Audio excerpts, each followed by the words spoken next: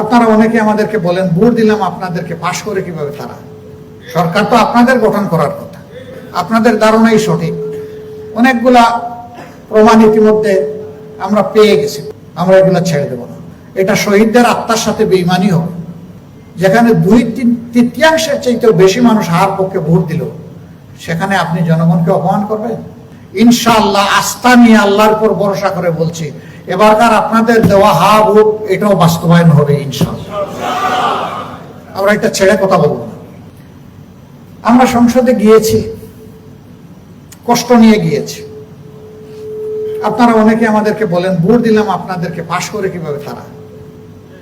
সরকার তো আপনাদের গঠন করার কথা, আপনাদের ধারণাই সঠিক। অনেকগুলা প্রমাণ ইতিমধ্যে আমরা পেয়ে গেছি। প্রথম প্রমাণ, গণভোটের পক্ষে আমরাই ছিলাম বকাল। আমরাই বলেছি মানুষকে, বারবার বলেছি যে প্রথম ভোটটা দিবেন গণভোটের হা ভোট, দ্বিতীয় ভোটটা দিবেন পার্লামেন্টের জন্য আপনার যিনি প্রতিনিধি হবেন সেই সংসদ সদস্যের ভোট, ওই মার্কা দেখে দিবেন। গণভোটের কোনো মার্কা নাই, হা কিংবা না, হাতে ভোট দিবেন। এখন যারা সরকারি দলে তারা এইখানে এসে, রংপুরে এসে, জানি না বাধ্য হয়ে বলেছেন কিনা, তারা একবারই বলেছেন যে গণভোটে হা বলুন। একবার বললে ওই কথাটার কি কোনো দাম নাই? একটা দলের প্রধান যে কথাটা বলবেন জনগণের কাছে, এটা কি একটা ওয়াদা নয়? কিন্তু তারা সেই ওয়াদার বরখেলাফ করেছেন। আমরা এই ওয়াদার উপরে আছি। গণভোটকে তারা অমান্য করেছেন, অগ্রাহ্য করেছেন, অপমান করেছেন, জনগণকে অপমান করেছেন। 68.6% মানুষ হার পক্ষে ভোট দিয়েছে। যেখানে 2/3 চাইতেও বেশি মানুষ হার পক্ষে ভোট দিল, সেখানে আপনি জনগণকে অপমান করবেন? বাংলাদেশে 3টা গণভোট এর আগে হয়েছে, সবগুলো কার্যকর হয়েছে। ইনশাআল্লাহ আস্থা নিয়ে আল্লাহর উপর ভরসা করে বলছি, এবারকার আপনাদের দেওয়া হা ভোট এটাও বাস্তবায়ন হবে ইনশাআল্লাহ। আমরা এটা ছেড়ে কথা বলবো না। আমরা সংসদের ভিতরেও লড়ে যাব, আর বাইরে আপনাদেরকে নিয়ে লড়ে যাব। যেদিন আমাদেরকে কথা বলতে দেওয়া হয়নি এই ব্যাপারে, আমরা বের হয়ে এসে বলেছিলাম, ওখানে মাননীয় স্পিকার আমাদের প্রতি সুবিচার করেন নাই। আমরা এখন জনগণের ময়দানে চলে এসেছি, এখানে স্পিকার সাহেবের অনুমতি লাগবে না, এখন আমরা কথা বলবো ইনশাআল্লাহ। জনতার এই রায়, আমরা এর প্রতি সম্মান দেখাবো, আমরা বিশ্বাসঘাতকতা করব না, এবং এই রায় বাস্তবায়নের জন্য আপনাদেরকে সাথে নিয়েই লড়াই করবো ইনশাআল্লাহ।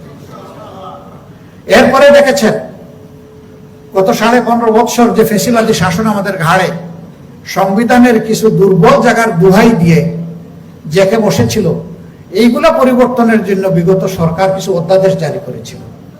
এই 16টা অধ্যাদেশের সবগুলা বর্তমান সরকারি দল বাদ দিয়ে দিল, আমাদেরকে আলোচনার টেবিলে এটা আনতে দিল না।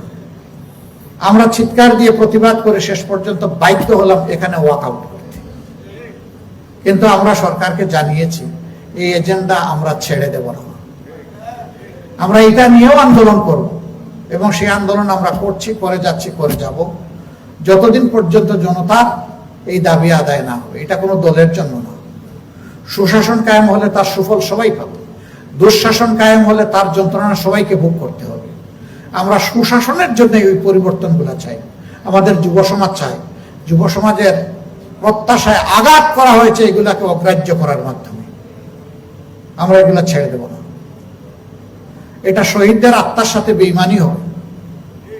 শহীদদের 2টা স্লোগান ছিল। একটা স্লোগান ছিল উই ওয়ান্ট জাস্টিস, আমরা ন্যায় বিচার চাই, সুবিচার চাই, আমরা কোনো বৈষম্য চাই না। আর দ্বিতীয় স্লোগানটি ছিল দেশটা কারো বাবার নয়, আল্লাহর দান এদেশের জনগণের এই দেশ। সুতরাং কোনো গোষ্ঠী, কোনো পরিবার, কোনো দলের কাছে আমরা অন্যায়ের কাছে মাথা নত করব না ইনশাআল্লাহ। এখানেও আমরা অনড়, এখানেও আমরা আনকম্প্রোমাইজিং। তবে সরকার যদি জনগণের কল্যাণে কোনো সিদ্ধান্ত কিংবা পদক্ষেপ গ্রহণ করে, আমরা সমর্থন দিব এবং আমরা সহযোগিতা করব। কিন্তু জনগণের স্বার্থের বিপক্ষে যা যা করবে প্রত্যেকটার প্রতিবাদ করব এবং আপনাদেরকে সাথে নিয়ে প্রতিরোধ গড়ে তুলব ইনশাআল্লাহ। আমরা এইভাবে ফেসিবাদের শেষ ছায়াটুকু বাংলাদেশ থেকে আমরা বিদায় জানাতে চাই। আমরা রাখবো না ইনশাআল্লাহ। আমাদের লড়াই জনগণের জন্য, দলের কিংবা আমাদের দলের নেতৃবৃন্দের কর্মীদের ভাগ্য পরিবর্তনের জন্য নয়, 20 কোটি মানুষের জন্য আমাদের এই লড়াই। আমরা ক্ষমতায় গেলাম কি গেলাম না, এটা আল্লাহ তাআলার ফয়সালার ব্যাপার, কিন্তু আমাদের লড়াই থামবে না। আমাদের এই লড়াই অব্যাহত থাকবে ইনশাআল্লাহ।